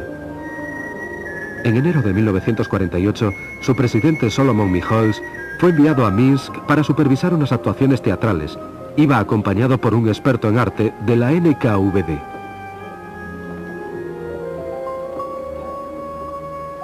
Michoels nunca volvió de aquel viaje. Murió en un accidente de coche. Muchos otros miembros del comité fueron arrestados. Algunos murieron durante los siguientes 3 años de interrogatorios. El resto fueron ejecutados en 1952. En los últimos años 40, Beria se preparaba para ampliar su poder.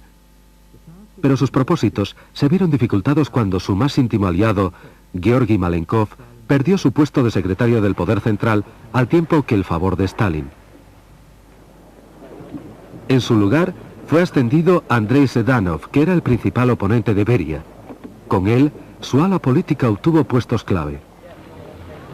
Pero en 1948, Sedanov murió súbitamente y Malenkov volvió a su antiguo puesto.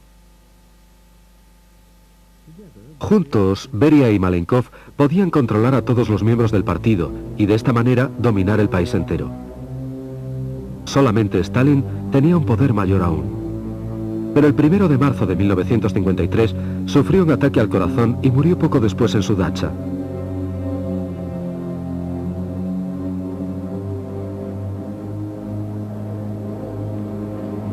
El 9 de marzo, Beria pronunció un discurso de alabanza en el mausoleo de Lenin, dejando caer que él sería el siguiente jefe del partido. Beria intentó consolidar su poder. Nombró a Malenkov presidente del Consejo de Ministros. A una sugerencia suya, el personal de la seguridad del Estado y la policía fueron unificados bajo el mando del Ministerio de Asuntos Exteriores, dirigido por Beria. Beria planeaba eliminar a sus rivales de élite del partido: Molotov, Voroshilov, Kaganovich, Mikoyan, Bulganin y Khrushchev, y secretamente puso a sus hombres en alerta.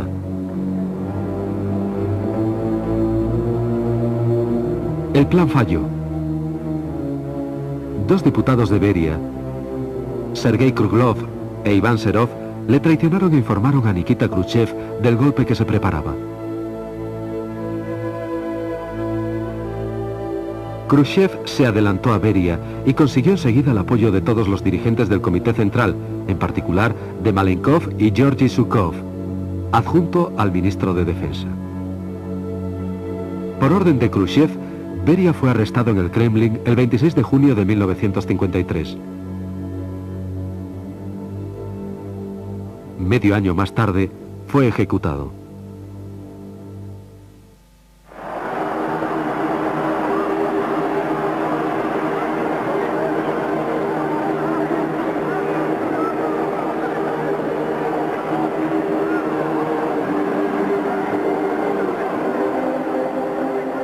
A los 3 meses, Khrushchev nombró a Iván Serov primer presidente de una nueva institución que llegaría a alcanzar renombre mundial: el Comité de la Seguridad del Estado, el KGB. Bajo esta nueva denominación, el servicio de seguridad soviético operaría durante más de 4 décadas, siguiendo la tradición de la Checa, de la OGPU y la NKVD.